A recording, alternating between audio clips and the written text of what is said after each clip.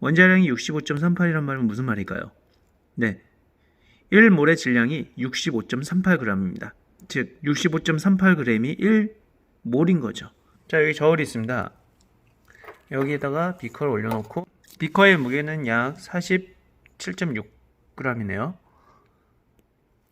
0점 주절을 해서 비커의 무게를 없애보겠습니다. 자, 이제 0점입니다. 자, 그러면 이 비커의 무게를 이제 고려하지 않아도 되고요. 여기다 넣는 양에 따라서 이 그람수가 바로 표시가 될 겁니다.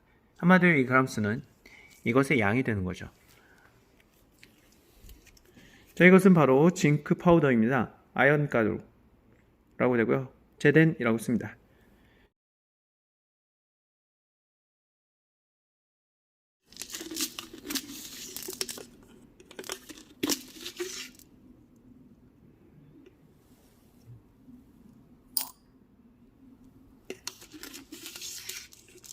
이거 한 10번 해야겠는데요.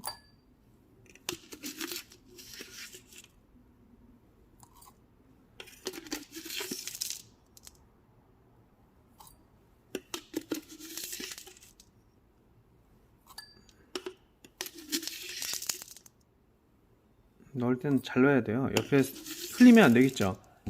보이시나요? 지금 65.3이라고 되어 있는데요.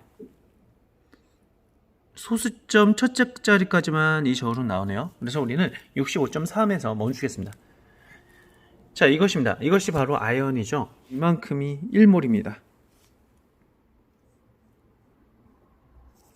신기하지 않나요? 우리는 1몰을 측정한 거예요. 아연의 1몰을요. 이게 왜 중요한데요? 중요하죠? 여러분, 이것의 개수가 보여야 돼요. 개수가 몇 개요? 1몰 개입니다.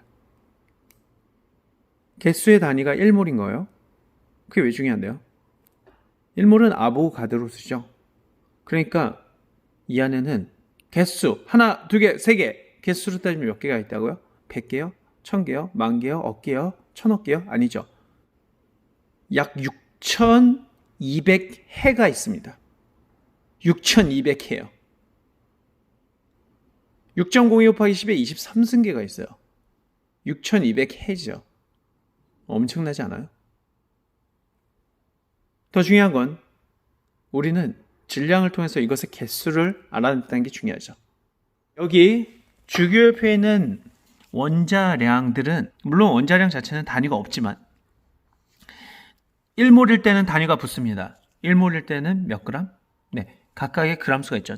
여기서 우리가 측정한 아연은 65.38g인 거죠.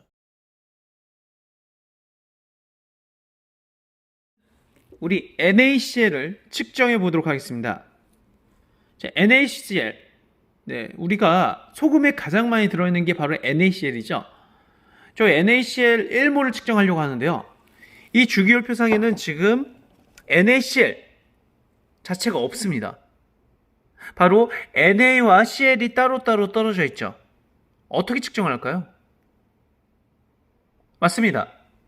바로 Na와 Cl을 더하면 NaCl이 나오죠.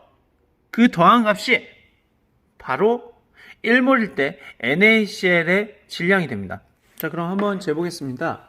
58.5g을 재려고 하는데요. 우선 0점을 조절하고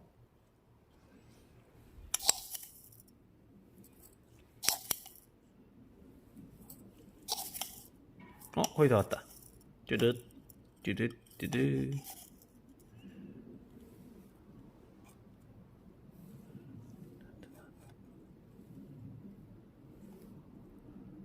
됐다. 자, 58.5g 보이나요? 보이시죠? 바로 이 NaCl의 질량이 지금 58.5g인데요. 이 말은 이 안에 1몰이 들어있다는 이야기입니다. 1몰의 개수가 들어있는 거죠. 다시 말하면 6.02 곱하기 10의 23승계의 NaCl이 들어있는 겁니다. NA도 6.02 곱하기 10의 23승, Cl도 6.02 곱하기 10의 23승계가 여기 있죠.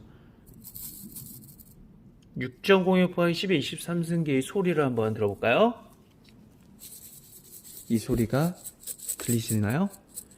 이 소리는 NaCl의 1몰의 NaCl 6.025파이 10의 23승계의 NaCl이 움직이면서 들려주는 ASMR입니다. 1몰의 소리입니다. 얘도 6.02 곱하기 10의 23승계의 제덴이고요. 얘는 6.02 곱하기 10의 23승계의 NaCl입니다.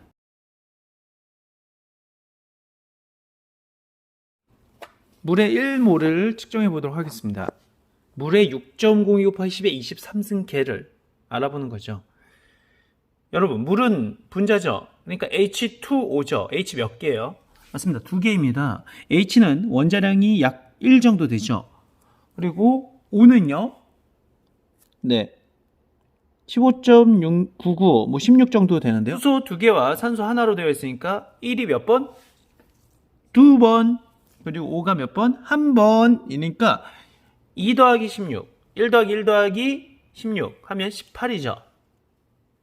바로 이것이 물의 1몰의 질량입니다. 물은 1몰당 18g이죠. 그럼 18g을 한번 측정해 볼까요? 물 1몰을 한번 재보세요.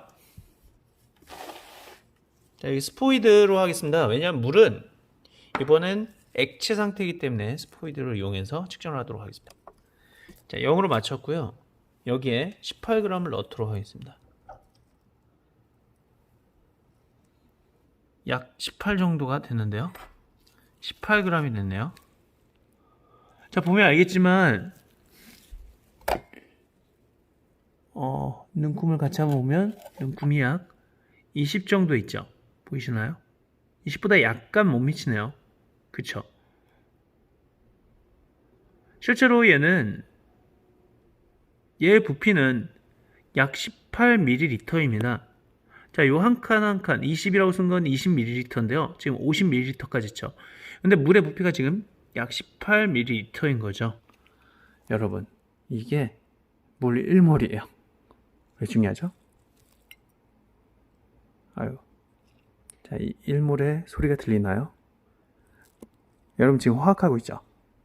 그러면 이 물 분자들이 부딪히는 소리가 들리나요?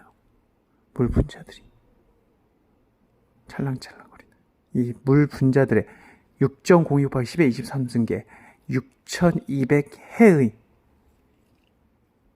이 물이 보이나요?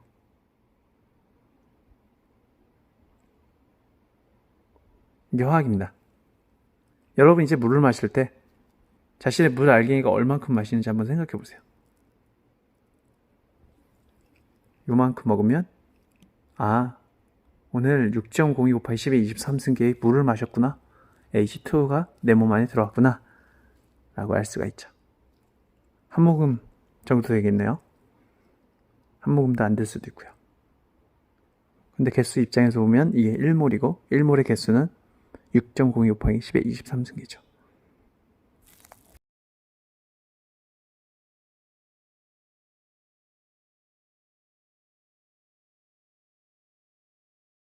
부피를 잴 때는 직육면체의 경우에는 가로 곱하기 세로 곱하기 높이를 하죠. 그쵸? 그런데 이 가로, 세로 높이가 다 1일 때를 생각해보세요. 그러면 어떻게 되죠? 앞에 있는 숫자를 곱해볼까요? 1 곱하기 1 곱하기 1이니까 얼마가 나와요? 네, 1이 나오죠. 그리고요, 뒤에 있는 센티미터를 몇 번 곱해요? 3번 곱하죠. 자, 수학에서 3번 곱하는 걸 지수를 써서 나타내는데요. 센티미터를 3번 곱한다 해서 세제곱 센티미터라고 합니다. 자, 둘을 한번 이어볼까요? 숫자는 숫자끼리 1 곱하기 1에서 1이 나오고요. 센티미터는 3번 곱해서 세제곱 센티미터라고 합니다. 합쳐서 1 세제곱 센티미터인 거죠. 자, 1 세제곱 센티미터의 크기는요, 가로 곱하기 세로 곱하기 높이가 다 1cm. 한마디로 요 각각이 다 1cm인 거죠. 굉장히 크기가 작죠. 화학에서는 1 세제곱 센티미터라는 표현은 거의 안 씁니다. 대신 리터나 미리리터를 쓰죠. 그래서 이것과 미리리터의 관계를 알아야 되는데요. 바로 1세제곱 센티미터는 1ml입니다. 한마디로 이거는 수학에서 보면 1세제곱 센티미터지만 과학 입장에서 보면 단위를 바꿔서 1ml라고 하는 것이죠. 여러분 비커나 아니면 메스 실린더를 볼 때 밀리리터 단위가 있죠. 바로 이것을 직육면체 모양으로 바꾸면 바로 이 정도 크기가 나온다는 사실을 꼭 기억해 주세요. 가로 곱하기 세로 곱하기 높이 각각이 몇 센티미터요? 네, 10cm입니다. 자, 그러면 이것도 똑같이 숫자는 숫자끼리 그리고 단위는 단위끼리 곱해보죠. 자, 10 곱하기 10 곱하기 10 얼마예요? 1000입니다. 그리고요, 센티미터로 곱해보면 네, 지수를 사용해서 세제곱 센티미터입니다. 합쳐서 설명하면 1000 세제곱 센티미터가 나오는 거죠. 자, 이걸 그림으로 그리면요, 직면체의 경우에는 그렇죠. 가로 곱하기 세로 곱하기 또 이 높이가 바로 세제곱 센티미터인 거죠. 1000 세제곱 센티미터. 10 센티미터에서 이 정도 크게 나옵니다. 자, 이게 왜 중요하죠? 맞습니다. 화학에서는 이 센티미터 단위는 안 쓰죠. 거의 쓸 일이 없어요. 대신 리터나 밀리리터를 쓰죠. 아까 전에 밀리리터 썼으니까 이번엔 뭘 쓰겠어요? 맞습니다. 리터를 쓰겠죠. 그래서 이게 바로 리터입니다. 실제로 1000세제곱센티미터가 리터고요. 우리가 1리터를 보면 수학적으로 보면 1000세제곱센티미터에 해당하는 거죠. 직육면체 모양은 바로 이 정도 크기를 알아고요. 1세제곱센티미터는 1ml고요. 1000세제곱센티미터는 1리터입니다. 우리가 풍선을 부를 건데요. 풍선을 어느 정도 부르면 1몰의 크기가 나올지 한번 생각해 볼게요. 자, 수학이 굉장히 많이 나오죠. 자, 구라고 하는 것은 이제 공구자를 써서 공 모양의 어떤 물체를 우리가 구라고 하는데요. 자, 이 구의 부피를 구하는 공식이 수학에 있습니다. 수학 엄청나게 대단한 학문이에요. 엄청 멋있어요. 수학장. 자, 3분의 4 파이 r 세제곱이라고 되어 있죠. 수학자들이 이것을 실제로 증명을 했어요. 엄청나죠? 자, 우리는 그것을 쓰는 거예요. 3분의 4 파이 r 세제곱. 자, 이거를 구의 부피라고 할 수가 있습니다. 맞죠? 직육면체는 가로 곱하기 세로 곱하기 높이였다면 구의 부피는 3분의 4 곱하기 원주율 파이 곱하기 반지름 아래 세제곱을 하는 것이죠. 자, 그런데 이것이 우리가 원하는 22.4리터와 같아야 됩니다. 이 22.4리터는 0도씨 1기압에서 기체 1몰이 가지는 부피입니다. 그래서 R값을 구해야 돼요. 계산하면 R세제곱은 3530 세제곱 센티미터가 나옵니다. 17.5 센티미터가 나옵니다. 자, 이 크기를 한번 풀어보죠. 결국 반지름이 17.5 센티미터 정도일 때 우리는 1몰의 기체가 이 안에 들어있다라고 생각할 수 있는 겁니다. 17 17